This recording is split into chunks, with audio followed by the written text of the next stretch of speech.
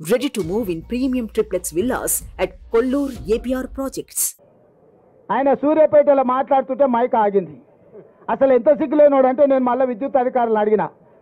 విద్యుత్ అధికారులు చెప్పాను, సార్ ఆయన ఉన్న ఏరియాలో కదా సూర్యాపేట టౌన్లో ఏ సబ్ స్టేషన్లో కూడా 30 సెకండ్లు కూడా కరెంటు పోలేదని అధికారిక లెక్కలు చెప్పినాయి. ఆయన పెట్టుకున్నది కూడా జనరేటర్తో పెట్టుకున్నాడు. ఆయన పెట్టిన మైకు ఆడ పెట్టిన సమావేశాన్ని కరెంటు కనెక్షన్ లేదు, జనరేటర్ కనెక్షన్ ఉంది. నీ జనరేటర్లో ఎవడు పుల్ల పెట్టిండో, నీ పార్టీలో ఎవడు కట్టే పెట్టిండో, ఆ 3 అడుగుల జగదీశ్వర్ రెడ్డి పడనోళ్ళు ఆ జిల్లాలో బొచ్చడి మంది ఉన్నారు. ఎవడా కనెక్షన్ వీకిండో, ఎవడు కనెక్షన్ పెట్టిండో ఎవడికి తెలుసా? నీ దాంట్లో ఉన్న బొక్కలు నువ్వు చక్కగా చూసుకోక ఇక చూసినావు కరెంటు కాంగ్రెస్ వాళ్ళు తీసిరని.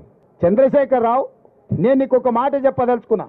10 ఏళ్ళు మేము ప్రతిపక్షంలో ఉన్నాం. ఏ ఒక్క రోజైనా రైతుల విషయంలో కానీ, విద్యార్థుల విషయంలో కానీ, నిరుద్యోగుల విషయంలో కానీ మేము ఏదైనా కార్యాచరణ తీసుకుంటే మమ్మల్ని ఇళ్లలో నుంచి బయటకన్నా వెళ్ళనిచ్చినవా?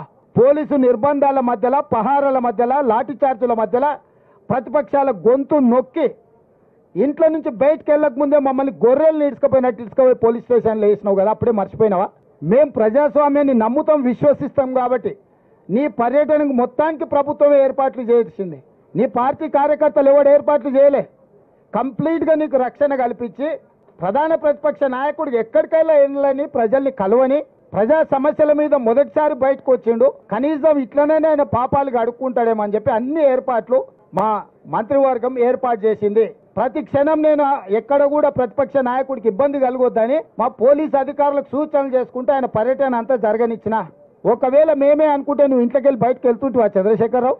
మొట్టమొదట నువ్వు ప్రజల దగ్గరికి వెళ్ళడానికి, కలవడానికి, ప్రతిపక్ష నాయకుడిగా నీ బాధ్యత నెరవేర్చడానికి అన్ని రకాలుగా సహకరించినందుకు మా ప్రభుత్వానికి కృతజ్ఞత చెప్పాలి. రెండవది, నీ పాపాలు కడుక్కోవడానికి ప్రజల దగ్గరికి వెళ్ళినావు. నీ పార్టీ ఖాతాలో 1500 కోట్ల రూపాయల దోపిడీ సొమ్ముంది. దోసుకున్న వాళ్ళు ఎలక్షన్ బాండ్లు ఇచ్చారు, 1500 కోట్ల రూపాయలు నీ ఖాతాలనే ఉన్నాయి.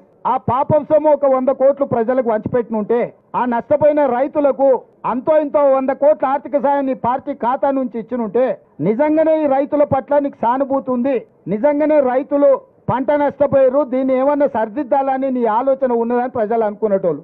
ఎండిపోయింది ప్రజల పంట, దాని మీద కూడా రేపు పార్లమెంట్ ఎన్నికలలో లబ్ధి పొందాలని ఇట్లాంటి నక్కచిత్తుల వేషాలు ప్రజలకు తెలియవా? ఎన్నికలు లేకపోతే నువ్వు బయటకు వస్తుంటివా చంద్రశేఖరరావు? ఎన్నికలు ఉన్నాయి కాబట్టి ఈరోజు బయటకు వెళ్ళిండు.